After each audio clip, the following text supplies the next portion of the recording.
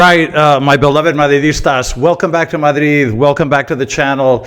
Okay, let's take a brief break from all of the horrible things happening in the world to talk about football and this massive match that we're playing tomorrow against Man City that could not come at a worst possible time. I mean, I do not remember the last time that Real Madrid had to face a really important Champions League match in such dire straits, because the situation is absolutely at the limit. I'm going to give you guys my thoughts ahead of the City match, sort of the possible lineup, what I think we need to do to compete properly in this match.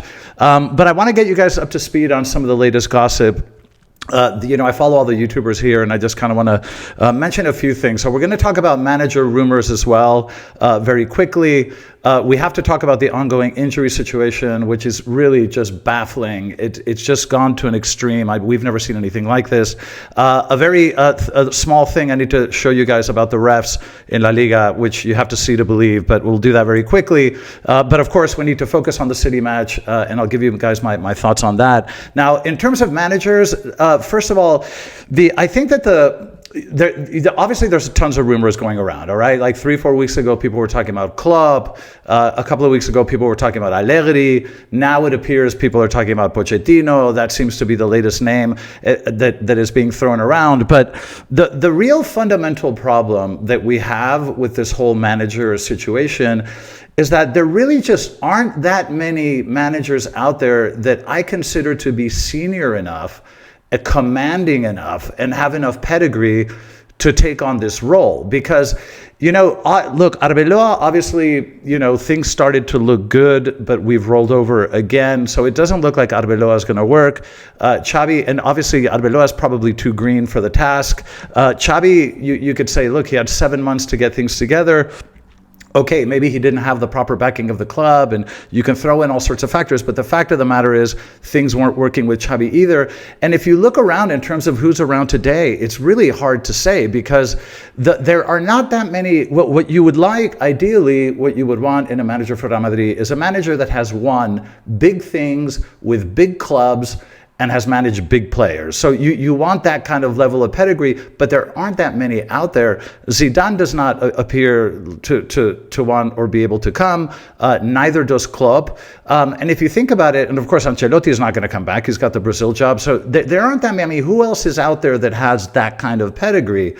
Okay, maybe Guardiola, but of course Guardiola's not going to come to Madrid, and we certainly don't want him here. So that's never going to happen. So you're kind of stuck with managers that have experience but don't quite have the same level of pedigree. So the names that are being thrown around, I mean, now like Pochettino, I have nothing against him, and you never know, like maybe he could come and do a great job, but it doesn't strike me as the right person, just in terms of pedigree and credibility and sort of career accomplishments. And maybe I'm being a little bit cruel, but and a little bit unfair, but I don't know. I think we're going to get stuck with something that is just not quite good enough, and I'm worried that we might get into this hamster wheel of changing managers over and over. Because, like I say, the fundamental problem is that there are not enough managers in the world that have the type of pedigree that we're used to. Because let's face it, Zizou and Ancelotti, I mean, those are really hard acts to follow. I mean, these are probably as senior as you can get in terms of pedigree,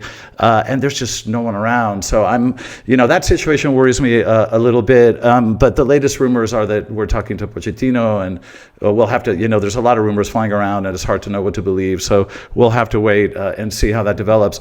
Okay, we have to talk about the injury situation, because I've never seen anything like this, and it's really something that you guys talk about a lot in the comment section. And I think one of you said, like, dude, you have to do a video, like, what the hell is going on? Like, so what is causing this? And it's really hard to pinpoint exactly what it is, because if you look at the injuries, because this has been going on for about 3 years now, like, okay, you can't. So we had a ton of injuries when Xavi came with his physical management team, and Pintus was removed temporarily, at least from that role. And we had a ton of injuries. Now Pintus has come back, but it seems like we have a ton of injuries as well. And it's very hard to know because, when Pintus started, when, he was put back in charge of the physical training, one of the things that he said is that he thought that the players were not in the type of shape that they needed to be at this stage of the season. And he said something to the effect of, I'm pretty much starting over with these players. Like, I got to get them to where they need to be. So I don't know. Do we blame Pintus? Do we blame Xavi's team? But then again, don't forget that a lot of these injuries started at the end of the Ancelotti era. So when Pintus was there, is it a Pintus thing? Is it what happened afterwards? It's really, really hard to say because we do know that Pintus had a few very, very good years where I think he managed the team from a physical standpoint exceptionally well. But it did sort of start to crack towards the end. So it's very hard to pinpoint what this is. Now, there are all sorts of, kind of factors that people talk about. And I don't know, it could be a combination of these. It's really hard to say. But, okay, we know that the schedule is heavier than ever. And we know that UEFA and FIFA are pushing these players to the limit. They keep adding matches to tournaments. They keep inventing silly tournaments to make money, because this is obviously about money, but the players are pushed to the limit. But the only thing is that applies to all the big teams in Europe. That's not exclusive to Real Madrid, and we seem to be much more vulnerable to injuries than any other club. So, I'm not sure that the schedule alone would explain it. I know that we have one defender too few in the squad. We should have started the season with one additional defender. I mean, maybe a little additional rotation in the defensive line would have helped. Maybe we wouldn't have, pushed Militao as hard, or Rudiger as hard, or Asensio as hard. I don't know. That could have something to do with it. Some people have even blamed it on the pitch in the Bernabeu. Like, maybe it's the grass that we're using. I honestly think that's really highly improbable. I mean, when the players play on this pitch, you can't, I don't think that they notice any difference with any other type of grass. I know historically Real Madrid used to import their grass from Norway. It's a very special kind of grass. I doubt they would have done all sorts of tests. I doubt very much that it has anything to do with the grass that we're using in the Bernabeu. So I think that honestly it's probably a combination of factors, and there is something called luck and streaks of bad luck that do occur. Sometimes highly improbable things do happen. And maybe it's just a combination of all of these different things, but it's very hard to put your finger on one person or one event that has caused literally almost 3 years of consistent injuries. And by the way, all types, right? Some of them are muscular. A lot of them are just like devastating knee injuries that have nothing to do with physical conditioning. It's just the impact itself. So it's very, very hard to say. And I wish I had a simple answer. Hopefully we can just put it down to bad luck and it'll pass. But it's a massive concern. So we're facing Man City in the worst possible moment, okay? At a moment where we're playing terrible football, and we're missing so many key players. So I want to give you guys my thoughts on sort of how we approach this. It looks like Carreras also has a muscle injury now. So we're going to talk about the Man City match and kind of what I expect lineup-wise, etc. Just one quick thing that I need to throw at you guys, and we'll keep it brief. But I just have to throw this in because you got to see this stuff to believe it. Okay, do you guys remember when Howson got a red card for this? Do you remember this play? Okay, he got a red card. He got a red card because it was a counterattack, and he got a red card for that. When he wasn't the last defender, and it wasn't a clear goal-scoring opportunity, but he got a red anyway. The rules in these type of situations are very, very clear. The defender, in order to get a red card, you have to be the last defender committing the foul, and it has to be a clear goal-scoring opportunity. Well, Howson got a red card, and he was neither the last defender, nor was it a clear goal-scoring opportunity because they were 40 meters away. I mean, that's not a clear goal-scoring opportunity, but he got a red card and was sent off, okay? The other night, I'm watching Atleti de Bilbao against Barça, and this happens. Okay, this is Iñaki Williams. I think it's Iñaki Williams. It gets behind the defense, and he is fouled by the last defender. I think it's Cubarsí. He's fouled by the last defender in a situation where he was going to be 1v1 with the goalkeeper. This is literally the textbook definition of a red card. He's the last defender, okay, and it was a clear goal-scoring opportunity. Well, they pulled out a yellow. I mean, they pulled out a yellow, which doesn't even make sense because the rules are the rules. I mean, if it's a foul, then by definition it's a red. But what you can't reinvent the rule. So anyway, I just had to mention that because the double standard is alive and well, and it continues to drive me crazy. But okay, let's get back to what we were discussing. Let's get back to the Man City match now. I think that this is going to be incredibly difficult in terms of all of the players that we have missing. I can't remember last time we had such a ridiculous list of players missing, because now it looks like Carreras has some sort of a muscle injury. Even Camavinga, apparently has a tooth problem. Now explain to me how a tooth problem can keep a player off the football pitch for so long. It's inexplicable to me. And another thing that is really pissing people off here is the lack of communication on the part of the club. Because what is going on with Kylian's knee?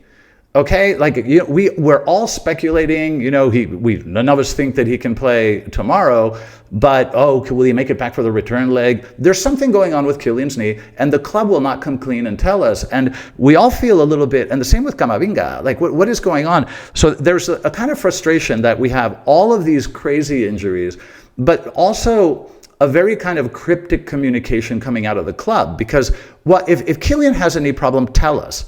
But this idea of just kind of keep everybody hanging and kind of in limbo, and you're wondering whether he might play a few minutes or not.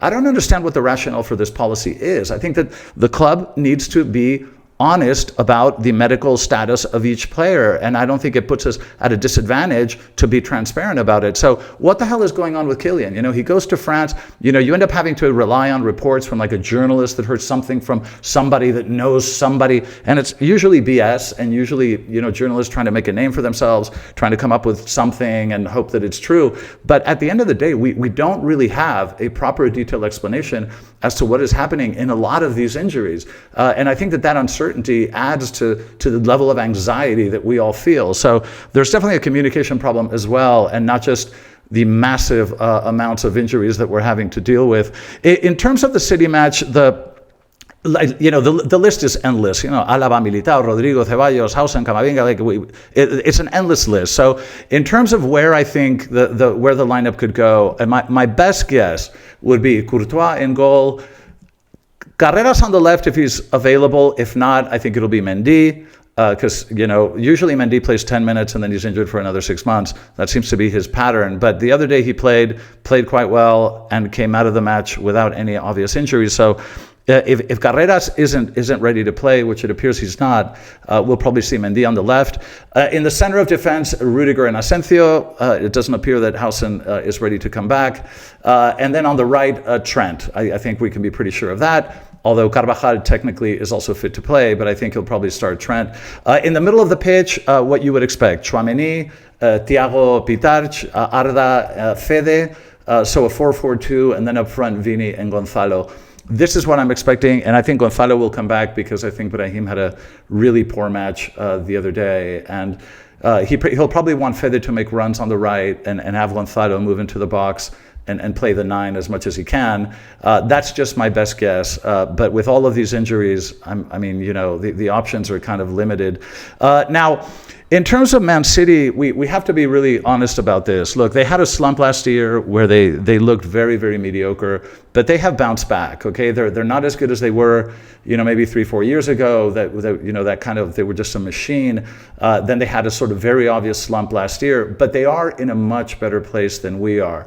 They have most of their players available. As far as I know, only I think Kovacic, Gvardiol, and Elneny are the only 3 players that they can't rely on. I think the rest of the squad is available to them.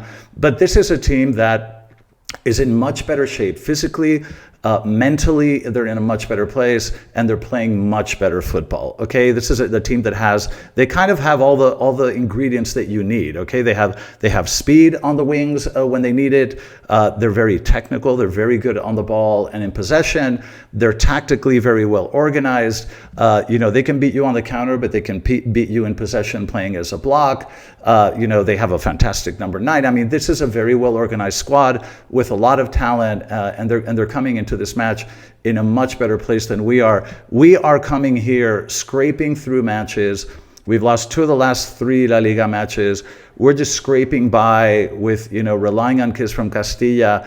It's like there's no discernible style of play. We're in survival mode, and we're missing so many key players. So on paper, I will tell you that we don't have a chance. The normal thing to think with everything that we know, objectively speaking, is that we shouldn't have a chance in hell. But the problem of being a Madridista and the problem with Real Madrid is that there's an X factor that you kind of don't have with other clubs, at least not with the frequency that you see it with Real Madrid. Look, how many times has Real Madrid won matches they didn't deserve to win?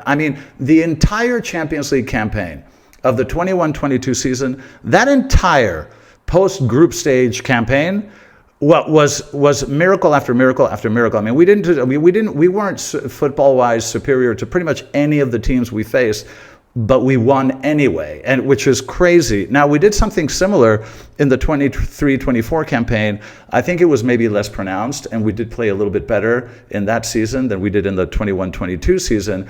But there are plenty of knockoff rounds where Real Madrid has been inferior in terms of play, but has managed to win. And that is part of the DNA of the club, is that, we have played wonderful football over the decades. We're always a wonderfully, vertical counterattacking team. We've always had so much talent. We played amazing football in the past. But one of the things that makes Real Madrid different is that we know how to win when we don't play well, and we know how to suffer, and we know how to scrape through matches, and we know how to bite when you have to bite and kind of get through matches. Now, whether that X factor is alive this year is hard to tell. This is not something that happens all the time, but it does happen with a greater frequency than you see in other clubs. So there is a special sort of X factor, especially playing at home, that gives you a glimmer of hope. And as a Madridista, it's really hard to extinguish that. Your mind can tell you, rationally speaking, that we have no business competing in this match. But there's always that little X factor that's really hard to extinguish in your head, which is based on years and years of kind of miracles that we've seen. So there was a great quote by Jorge Valdano, who's he was an Argentinian that played for Real Madrid, and he played for the Argentinian side, played with Maradona. He's very well respected here as a kind of football analyst. He has his own TV show. He interviews players and all that kind of stuff. And I remember that in the 21-22 season, after the Man City miracle, the 2 goals by Rodrigo, which had come after the PSG miracle and the Chelsea miracle. And so they were asking Jorge Valdano on the pitch after the match, how the hell did Real Madrid do this? And he used a term that I think was so appropriate. He said, when Real Madrid is not in control of a match in sort of very high-stake games like, Champions League, knockoff stages, etc., when Real Madrid is not in control of the match and is inferior from a sort of football point of view, Real Madrid will suddenly short-circuit the match. And I think it's the perfect word for it. It's like you short-circuit the match. And what Real Madrid does is all of a sudden start to create chaos. You start just long balls, long passes, headers, booting the ball in the air. People start running randomly out of position. Players start making runs into areas where they don't belong.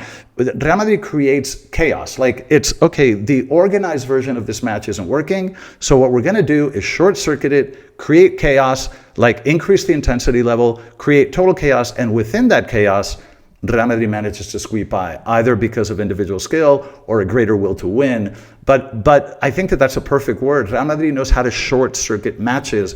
And that is, I think, the only way that we're going to be able to compete in this match is if, from the first minute, we signal that we're going to play as if it were the last match on earth with ridiculous aggressiveness, ridiculous intensity, get the Bernabeu involved as early as possible, because I'm telling you, when the Bernabeu lights up, that magic that happens sometimes where the Bernabeu just connects with the players, it's something that I've described in the last Champions League campaign that we won.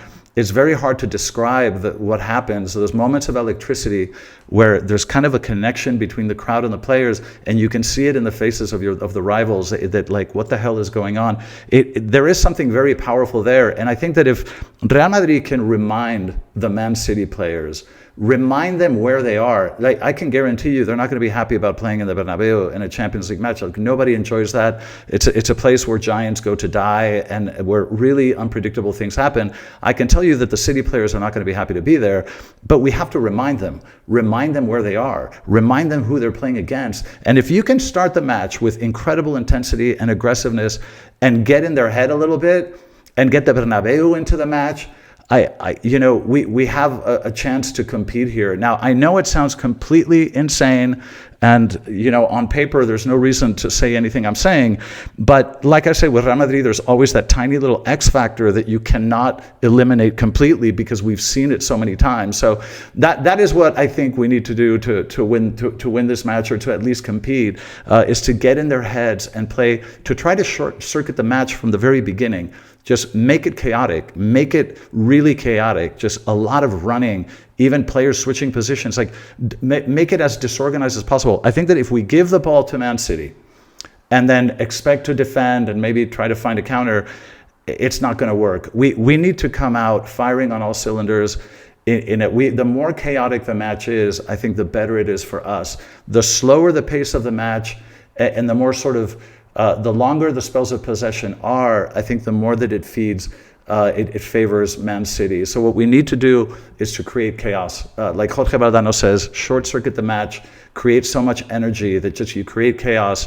And I think in that kind of environment and with the Bernabeu behind it, we can compete. But I think that's the only way that we're going to be able to do it. Okay, just another thing I wanted to mention is that my uncle, I'm absolutely heartbroken about this, that, as you know, he comes with me to all the matches and he takes the train into Madrid to join me. But, he's in the hospital. He's actually not well. He's has an infection. So he's in the hospital. He's going to be there for a few days. So unfortunately, I won't be able to do an Uncle's Corner tomorrow, which is always a lot of fun to get my uncle's take before big matches. So I won't be able to do it this time around, but hopefully he'll recover and be back with us very soon. But anyway, look, those are my thoughts on what is going to be a very, very difficult match. I will definitely be there. I'll give you guys a lot of footage of the bus arrival, the atmosphere, and of course the anthem and stuff like that. And I will give you guys definitely my post-match analysis after the match as well. So I will see all of you tomorrow. I love you guys. Let me know what you think in the comment section. And as always and forever, Real Madrid.